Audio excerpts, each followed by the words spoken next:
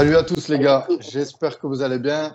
On se retrouve aujourd'hui pour une nouvelle vidéo. Je suis avec Benoît Z. Benoît, comment ça va? Salut Melki, écoute, tout va bien en direct de Phuket, tout se passe bien ici.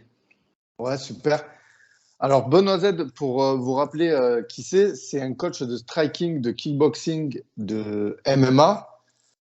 Donc il a entraîné des grands combattants en passant de actuellement Anissa Meksen à Raphaël Fiziev ou Petr Yan, pour ne citer que eux, même s'il y en a d'autres.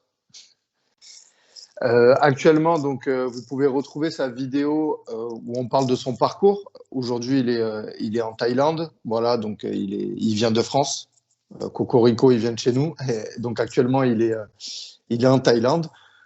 Voilà, aujourd'hui, je le reçois parce que ben, il fait l'actualité, il fait surtout la préparation de Petr Yan.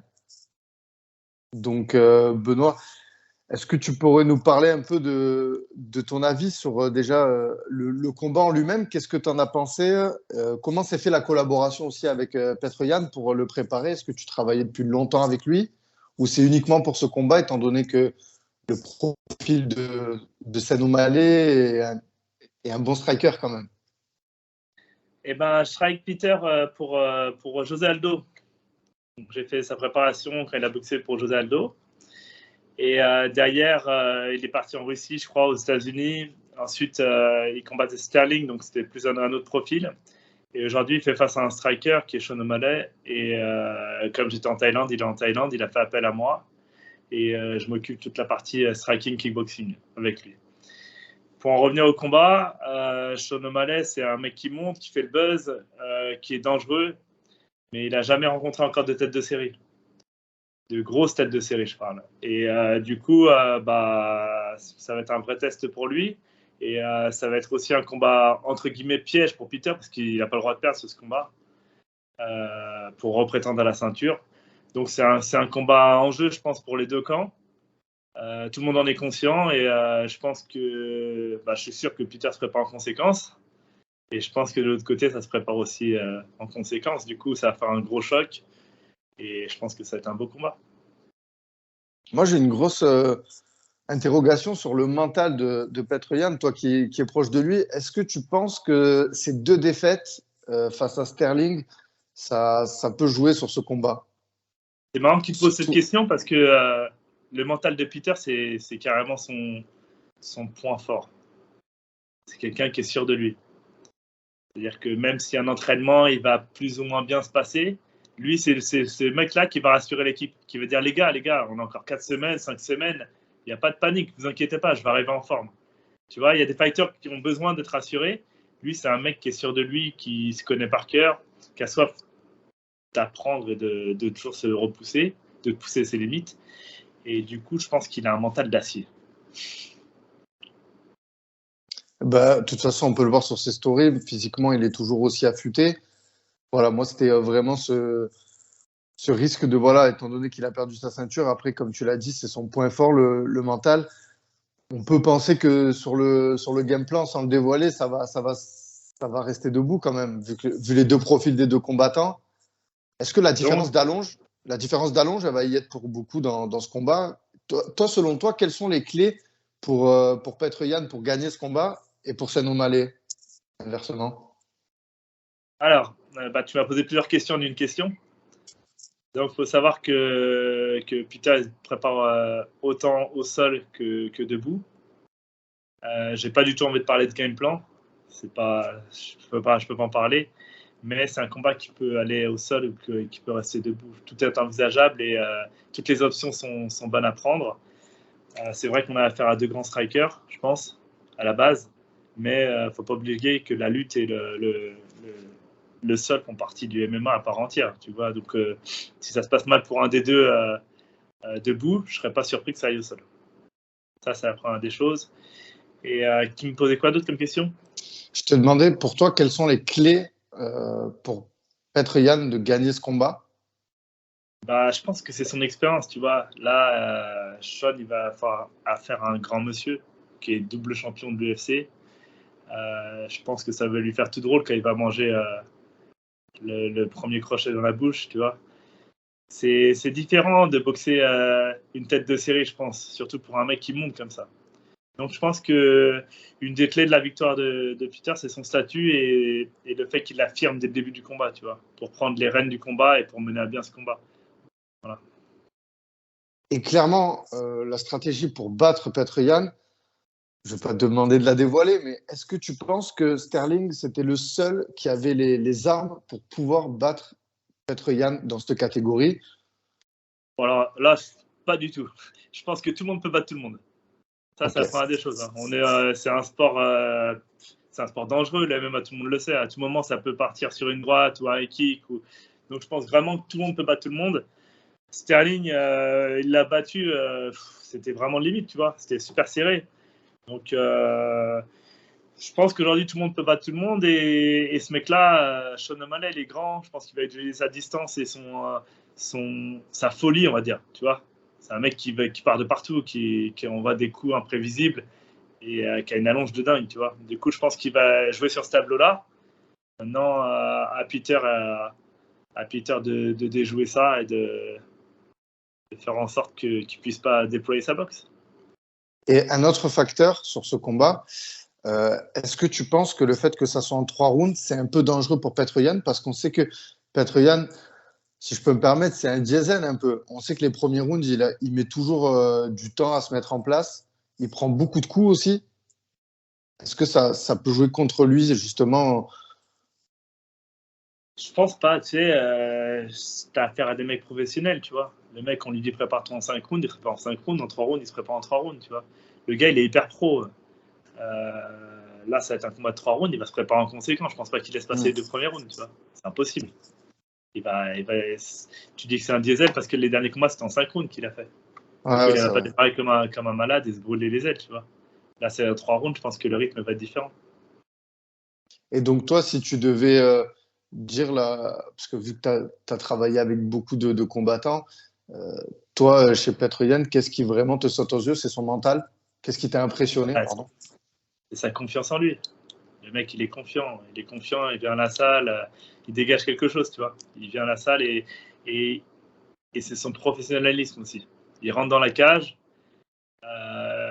C'est pas t'es son pote, tu vois. T'es son coach.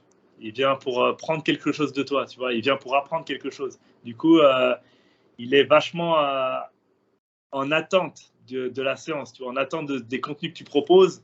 Et il a vachement envie de répéter pour bien intégrer le truc et le ressortir, tu vois. Du coup, c'est deux qualités, c'est le fait qu'il ait confiance en lui et son professionnalisme aussi. Ok. Là, on en est bientôt à la fin du camp ou pas? On est en plein dedans, en fait, actuellement. On est en Toi, plein dedans. toi, tu interviens, si tu peux nous expliquer un peu comment ça se passe. C'est combien de cours par semaine, à peu près, le striking avec un combattant de ce niveau? Et ben moi, tu vois, là, j'ai une nouvelle casquette dans ce camp. C'est-à-dire que moi, on m'a demandé de m'occuper, pas que du striking, on m'a de m'occuper du kickboxing. Il faut savoir que Peter, il a un coach de boxe anglaise. Il a moi en kickboxing, il a quelqu'un en lutte, il a un préparateur physique. Du coup, c'est plein de coachs qui gravitent pour essayer de lui apporter la meilleure préparation possible. Et du coup, pour moi, c'est nouveau, tu vois, parce que j'ai l'habitude de chapeauter un peu le tout, tu vois. Pour Anissa, bah, je m'occupe de sa préparation de A à Z. Quand j'ai travaillé avec Raphaël, c'est pareil, je m'occupais aussi de sa préparation physique. J'étais là pratiquement tout le temps. J'étais entre guillemets son coach principal. Et là, aujourd'hui, on me demande de préparer le kickboxing. Donc, c'est vraiment spécifique, tu vois. On propose je ne suis pas sur l'anglaise, je suis sur le kickboxing. Du coup, je travaille avec Peter 2 fois par semaine, plus un sparring où l'équipe est là entièrement. Donc, on se voit 3 fois par semaine. Et sans rentrer dans les détails, c'est pas trop dur de faire la liaison, justement, entre la boxe anglaise, ce qu'il voit en boxe anglaise et en kickboxing. Ouais, du coup, on communique beaucoup avec son coach. C'est savoir qu'il est là à toutes mes séances. C'est son coach principal, Johnny. Je sais pas son nom de famille. Il s'appelle Johnny Boy ici. Du coup, je sais exactement ce qu'il veut, Johnny. Et il y a certaines similitudes quand tu esquives un coup, tu vas passer par là. Quand tu viens chercher un middle, c'est un peu pas le même mouvement, tu vois. Du coup, le mouvement de tête et les déplacements et les provocations sont similaires. Après, il y a tout un travail spécifique en jambes. Et toi, qu'est-ce que tu préfères le plus quand tu prépares un athlète? Est-ce que c'est vraiment avoir ce côté, cette nouvelle casquette que tu as? Tu préfères faire que le pied-point, la prépa physique? Enfin, qu'est-ce qui te plaît le plus, toi, aujourd'hui, en préparant un athlète? Je vais être honnête avec toi. M'occuper d'un seul pôle, c'est difficile. Tu vois, parce que je vois pas ce qui se passe à l'extérieur. C'est pas facile, franchement. Mais aussi, c'est une belle expérience et c'est mon taf. Du coup, je le fais, tu vois. Je fais ce qu'on me demande, en gros. Moi, vraiment, j'aime bien chapeauter, tu vois. J'aime bien m'occuper. Je ne connais rien en lutte. Du coup, je vais pas m'inventer une vie, tu vois. Je vais pas aller faire mes cours de lutte. Je connais rien. Mais j'aime bien m'occuper aussi de voir comment ça se prépare physiquement. J'aime bien plus avoir la main sur la préparation. Voilà. Donc là, de tout ce que tu m'as dit, on peut voir que pour ce combat, il n'y a rien qui va être laissé au hasard. Il travaille dans toutes les parties. Exactement, ouais. Exactement. Il se prépare. Et il nous a dit une chose, tu vois, en tel entraînement, il a dit, hey, les gars, c'est l'UFC. C'est à ce qu'on va me changer d'adversaire au dernier moment. Je vais être prêt partout. D'accord. Ouais, il Ok. prépare à toutes les éventualités. Il a pas tort, tu vois. Le dernier UFC, les mecs, il n'était pas au poids. Ils ont tout changé. Ouais, Du c'est coup, clair. tu Ouais, vois, faut être prêt partout, quoi. surtout pour cette grosse carte. Et je voulais te demander autre chose concernant ta partie, ton expertise de coach. Qu'est-ce que tu penses de quand tu dois préparer un combattant et qu'il y a une différence d'allonge? Parce que si je ne me trompe pas, Sanomali, il a une grande allonge comparé à Petroyan. Est-ce que c'est difficile de préparer justement une stratégie en kickboxing ou en boxe anglaise Et c'est ça pour qui est des... excitant, tu vois. Si on te demande de préparer une stratégie facile, il y a pas de, tu vois, y a pas de piment là-dedans. Là, c'est bien, tu vois, c'est comme une énigme en fait. Tu vois, tu as un boxeur A, un boxeur B. Toi, tu dois faire en sorte que ton boxeur il gagne. Et tu dois prendre les paramètres de l'autre. Là, le mec, il est plus grand. Donc forcément, il va avoir un problème d'allonge. Mais après, il y a la puissance, il y a la rapidité, il y a le timing, il y a plein de choses qui vont rentrer en compte, tu vois. Du coup, ça fait partie des paramètres qui m'excitent, entre guillemets, tu vois. Regarder les vidéos, etc. J'adore ça. Donc, on arrive en fin d'analyse. Je vais devoir te demander ton pronostic, Benoît, même si j'en doute pas qu'il va aller du côté de Petroyan, mais je voudrais au moins un round, une finalisation, laquelle tu vois, comment tu vois ce combat se dérouler d'un côté comme de l'autre. Hein. Ici, je le répète souvent, you need to smash that guy. C'est-à-dire qu'il ne faut pas une petite victoire, il faut une grosse victoire. Après, si j'ai une prédiction, peu importe la méthode, il faut qu'il gagne largement, tu vois. Donc, je ne vais pas donner de prédiction, mais j'espère qu'il va gagner très très large. Ok. Et dernière question sur Petroyan, est-ce que tu le vois redevenir champion? Oui, bien sûr. Ouais, il en a l'étoffe, enfin, il peut le refaire, quoi. Ah ouais, vraiment, je pense que c'est un des gros clients de la catégorie. Et comme je t'ai dit en début d'interview, tout est possible dans toutes les catégories. On l'a vu avec Ousmane. Et je pense que Peter va redevenir champion.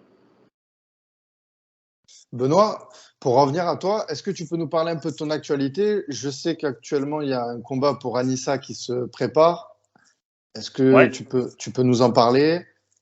Quelles Du sont coup, en tes ce moment, histoires? ça bouge bien, tu vois. Il y a beaucoup de combats à venir. Je pars lundi avec Anissa à Singapour, où elle va boxer sur un show qui va être sur Prime Video en direct aux États-Unis. Elle affronte la Thaïlandaise Dagonpa, c'est la championne en titre de Thaïlande. Voilà, c'est un combat de Muay Thai. Et son actualité est aussi bouillante parce que le 14 janvier prochain, elle va boxer Stam Fairtex dans un combat inédit féminin qui va lier Muay Thai et MMA. Donc le premier round sera en Muay Thai, le deuxième round sera en MMA, le troisième round en Muay Thai, le quatrième round en MMA. Je Waouh. crois que c'est la première fois de l'histoire qu'il y a un combat comme ça chez les femmes. Du coup, c'est bouillant. Je m'occupe aussi d'un jeune qui s'appelle Daniel Donchenko, qui a gagné hier par TKO au deuxième round. Alors, ne me demande pas le pays parce que j'ai oublié. Non, l'orga, c'était où? L'orga, c'était de Anissa Naïsa. Naïsa. Ok. Naïsa, du coup, ouais, c'est un jeune de 21 ans. Il m'a aidé de fou avec la prépa d'Anissa pour son combat. Il est aussi dans la team avec Peter pour la préparation. C'est un jeune dont je m'occupe aussi ici. Et du coup, c'est bien parce que après une longue période de Covid où il y avait peu d'action, l'action reprend enfin. Et c'est ce qu'on aime. Yes. Et pas de retour en France de prévu pour les coachings? Je sais que de temps en temps, on voit là, une story apparaître. Je retourne en France certainement après le combat de Peter. Voir la famille, les proches et un peu de coaching aussi. Et ensuite, on repart en Thaïlande pour la préparation du combat du 14 janvier prochain. Et voilà. Et après, on est là, quoi. Ouais. Tu seras à Abu Dhabi pour l'UFC 280? Écoute, on est en discussion. On est en discussion. Ouais.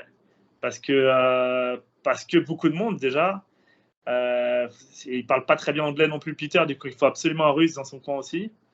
Du coup, là, on est en discussion à savoir si je finis le camp ou pas. Mais encore une fois, moi, je reste très professionnel et j'apporte au maximum ce que je peux aux combattants. Et voilà. Super, Benoît. Ben, écoute, on a fait le tour. Je te remercie de m'avoir accordé du temps, d'avoir répondu à mes questions. Merci de m'avoir interviewé. Ben, c'est toujours un plaisir. Les amis, n'hésitez pas à aller revoir l'interview de Benoît que j'ai faite il y a un petit moment, à aller le suivre sur ses réseaux, à lui donner de la force.